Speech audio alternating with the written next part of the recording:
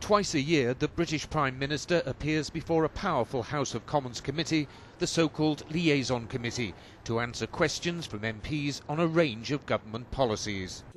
Gordon Brown was questioned closely about UK military action in Afghanistan and was asked what Britain was seeking to achieve.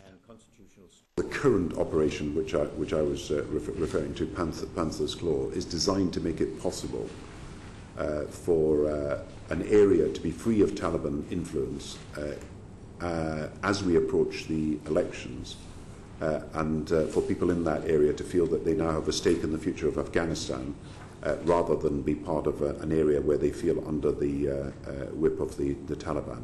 And that operation, Panther's Claw, is moving through this area, backed up by Afghan National Army and police. Mr. Brown said Britain currently has 9,150 troops in Afghanistan, but he said the government of President Hamid Karzai ought to provide more Afghan troops to support them, to ensure ground retaken from the Taliban was not subsequently lost. I accept that the long-term future of Afghanistan and of our ability to defeat a terrorist threat depends not only on what we can contribute militarily, but on what we can achieve by civilian as well as military effort in training the Afghan army, which will have to be higher than 130,000, by the way. I mean, it's 80,000 at the moment. The plan is 130,000. I think everybody's in no doubt that for a territory that is as big as Afghanistan, they will have to train an army to a higher number than that. And of course, the training of the police has got to be of a sufficient standard to avoid both corruption in the police and inefficiencies, and that will be a group, I think, already of about 70,000. So you've got to have a very big basis for an Afghan civil society. British forces lost 8 soldiers in 24 hours last week, and Mr. Brown said the increase in British casualties was due to a change in tactics by the Taliban. Clearly, the Afghan Taliban and their associates are operating guerrilla tactics. They are using IEDs, roadside bombs, electronic devices to cause maximum damage. They are not, in the same way as happened in the past, taking on our troops head on. They are hoping by this method to cause dismay and loss of life. So did this come as a surprise to you? This is a tactic that the Taliban have been pursuing, obviously. It's a tactic that was pursued by Al-Qaeda and others in Iraq. And obviously the military have changed their tactics to deal with that. There are far more engineers dealing with the bomb threat, and equally our tactics have had to change as a result of that. Mr. Brown said Britain's strategy in Afghanistan and Pakistan was twin-track, military operations backed by civilian aid and development.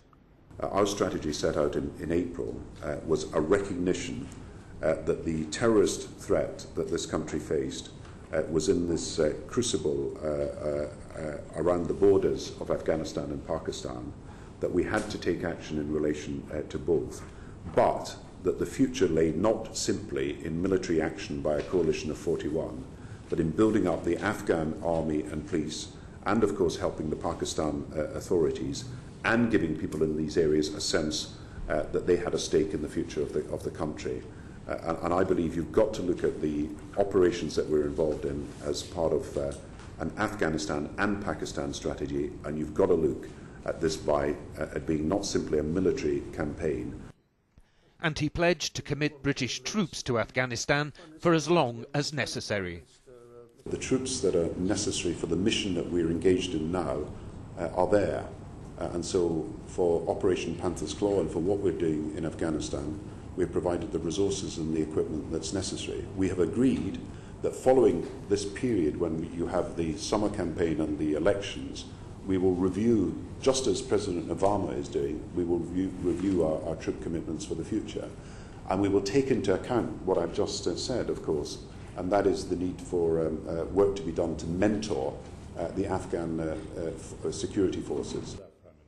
Turning to Iran, Mr. Brown had this message for the Tehran government. Well, first of all, Iran's got to meet its obligations to human rights and to freedom of assembly and speech. And I just repeat that we still have one person who works for our embassy detained in Iran. and not yet released. And we have expressed concern about the way that demonstrations have been dealt with. It is the responsibility of Iran to run its own elections and for the Iranian people to make the decisions. But the international community is right to say that where freedom of speech and freedom of assembly and individual rights are restricted, that this is something that concerns us. I think over the next few months we've got to make Iran aware that the entire international community cannot simply accept, without taking action of sanctions, the development of a nuclear weapon. Mr. Brown was also questioned about the recent global financial crisis, and he was scathing in his criticism of the actions of some banks. To deal with the excess boardroom practices that have shocked people and appalled people and made me angry as well, we're bringing in these new rules, first of all about the long-term nature of remuneration and reward, and secondly about proper transparency and, if necessary, regulation of the banking system where there is short-term deals getting remuneration that seems unjustified.